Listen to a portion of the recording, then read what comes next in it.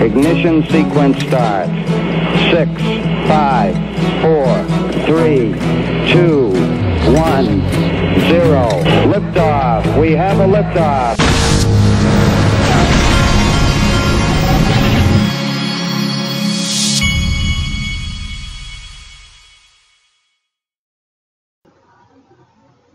Hey everybody, this is the Digital Asset Investor, and Brad Garlinghouse just finished up his Ask Me Anything session with Monica, and they were broadcasting, I guess, from Ripple, and I just got done watching it, and I don't take notes nearly as good as some of these guys on Twitter do, and so I decided that I would let C3 Nick always blows my mind how fast he can get things like this out and put everything together concisely.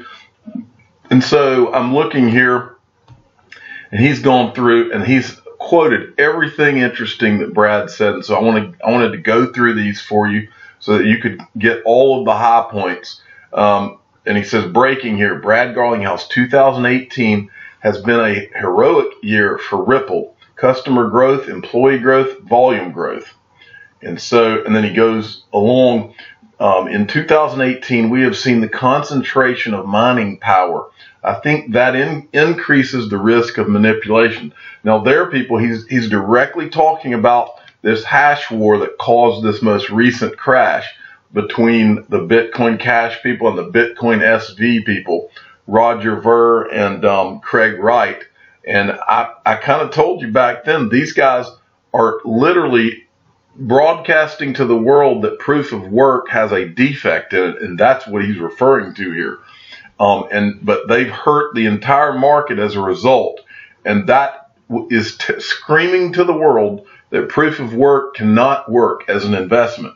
And lucky for all of us, XRP is a consensus approach. Okay, moving along. Brad Garlinghouse on regulation. We definitely saw increased regulatory uncertainty in the United States, but increased regulatory clarity in other markets around the world, like Abu Dhabi, the UK, and Singapore. And I don't know if C3 Nick's going to have it in here or not, but he also made reference to the fact that Ripple is a global company. And that's something I've touched on with you many times. That's why the SEC is not going to hamstring the one company in digital assets that has a 5-year head start on everybody else. Then he says, we're going to need to get more clarity from the SEC. I think they have said they intend to make more statements about that in the next year, which we look forward to. And I think that might be code for the security issue. Or maybe he's just talking about clarity about other issues in general.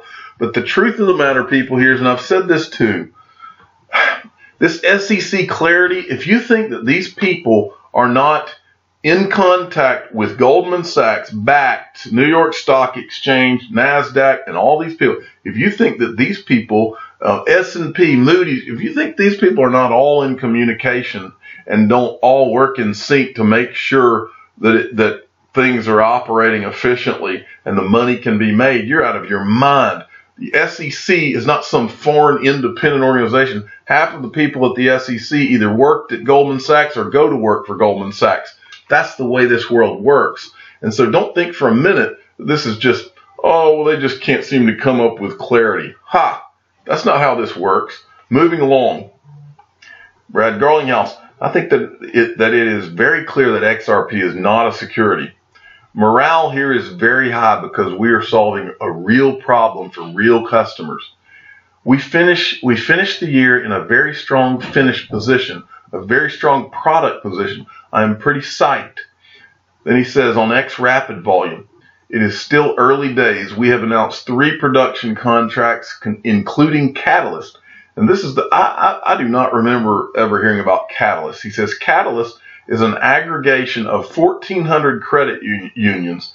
They can use XRapid to source liquidity in the MXN. And then he goes on, he says, this is going to be a marathon. We are so far ahead of the competition, we are thrilled. They are 5 years ahead of the competition, that is, people. We only announce things to the community when the customer is comfortable making those announcements. This is why they have been so quiet this year. And then he says, I expect the most growth is really where the correspondent banking system has been underserving or contracting.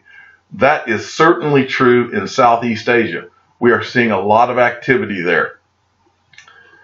And he says, also in the Middle East, there are some dynamics there where the correspondent banking system has not been as effective in serving those customers.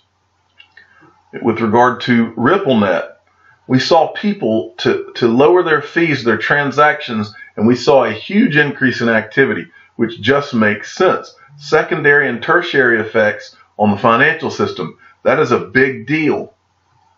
And he says, by almost any measure now, the XRP ledger is more decentralized than both the Bitcoin ledger or the Ether ledger. And then the C3 Nick finishes it with this. Not only is crypto adoption a marathon, but tweeting about a live event is also a marathon. So I think C3 Nick is tired. He says, do not try this at home. And I thank him for being so concise and summarizing all that for me so that I don't have to do the work. I'm the digital asset investor. I'm not an investment advisor. This is for entertainment purposes only. Please subscribe and hit the like button and tell your friends and family that C3 Nick summarized it all for you. Thanks for listening.